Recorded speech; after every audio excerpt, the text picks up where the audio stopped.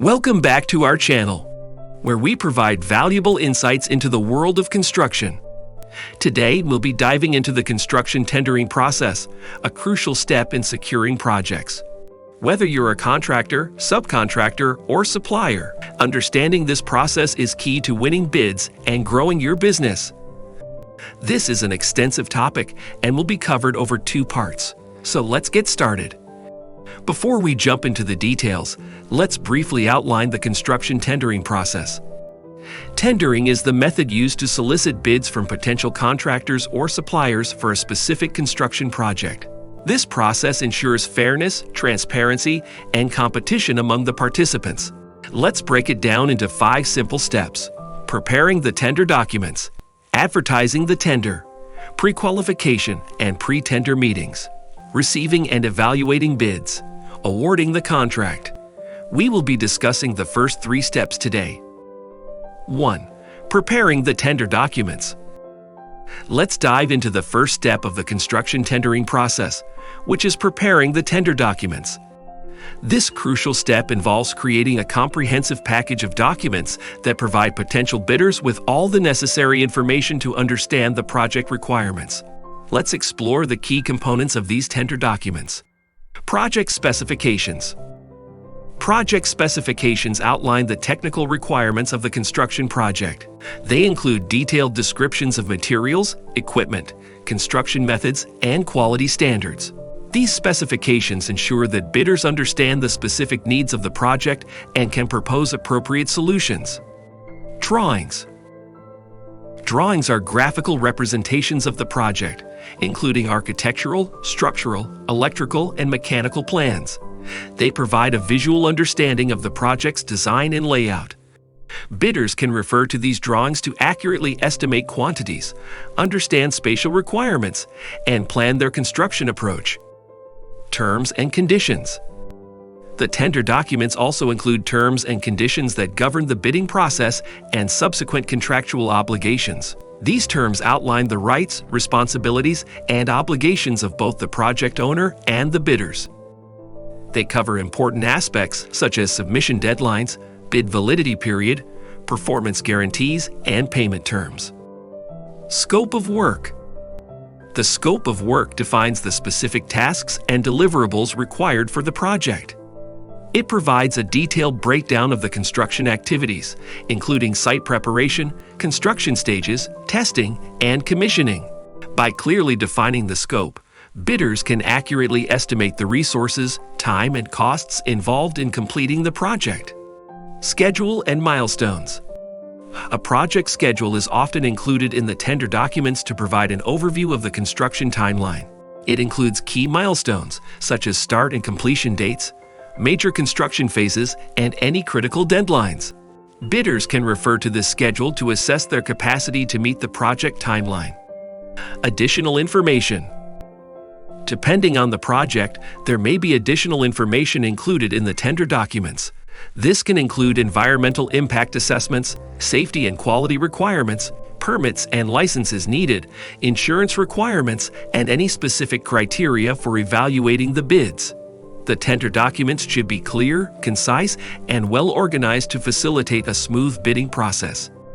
They should provide bidders with sufficient information to accurately assess the project's requirements and develop competitive proposals.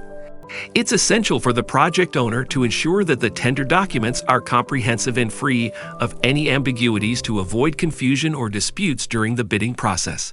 By investing time and effort into preparing thorough and detailed tender documents, project owners can attract qualified bidders and receive accurate and competitive bids. Bidders, on the other hand, can make informed decisions based on a clear understanding of the project requirements, ultimately leading to successful project execution. Remember, the tender documents set the foundation for the entire tendering process, so it's crucial to get them right from the start. 2. Advertising the tender. Once the tender documents are prepared, it's crucial to spread the word and attract potential bidders who have the expertise and capacity to undertake the project. Here's a closer look at the process of advertising the tender and the various channels that can be used. Determining the advertising strategy. Before launching the tender advertisement, the project owner or the procurement team should devise an effective advertising strategy. This strategy involves determining the target audience, geographical reach, and specific channels to be utilized for maximum exposure. It's important to consider the nature of the project and tailor the advertising strategy accordingly. Print media. Traditional print media, such as newspapers, trade magazines, and industry publications, remain popular channels for advertising construction tenders. Placing an advertisement in these publications allows project owners to reach a wide audience, including contractors, subcontractors, suppliers, and industry professionals who actively browse these sources for business opportunities. Online platforms. In the digital age, online platforms have become a significant channel for advertising tenders. Project owners can utilize dedicated tender websites, industry-specific online portals, and construction-focused platforms to post their tender advertisements. These platforms provide easy access to a vast network of potential bidders and allow for quick dissemination of the tender documents. Industry-specific networks. Leveraging industry-specific networks, such as professional associations, trade organizations, and construction forums, can be highly effective in reaching targeted audiences. These networks often have a large pool of contractors, subcontractors, and suppliers who are actively engaged in the industry and seek new project opportunities. Direct invitations. Alongside the broader advertising efforts, project owners may choose to directly invite specific contractors or suppliers who have a proven track record or expertise in similar projects. This targeted approach can be useful for specialized or complex projects where a limited number of qualified bidders are known. Public notice boards and public procurement portals. Depending on the location and nature of the project, project owners may be required to display tender notices on public notice boards or public procurement portals. These platforms ensure transparency and compliance with government regulations, providing equal access to information for interested bidders. Social media and email marketing. Utilizing social media platforms and email marketing can further enhance the reach of tender advertisements. Project owners can promote the tender through their social media accounts, targeting relevant construction industry groups and professionals.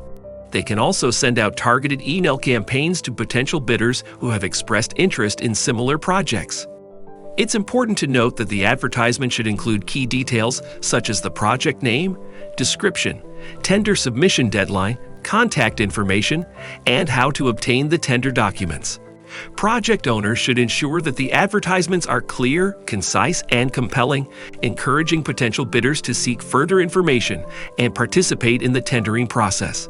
By utilizing a combination of these advertising channels, project owners can maximize the visibility of their tenders and attract a diverse pool of qualified bidders.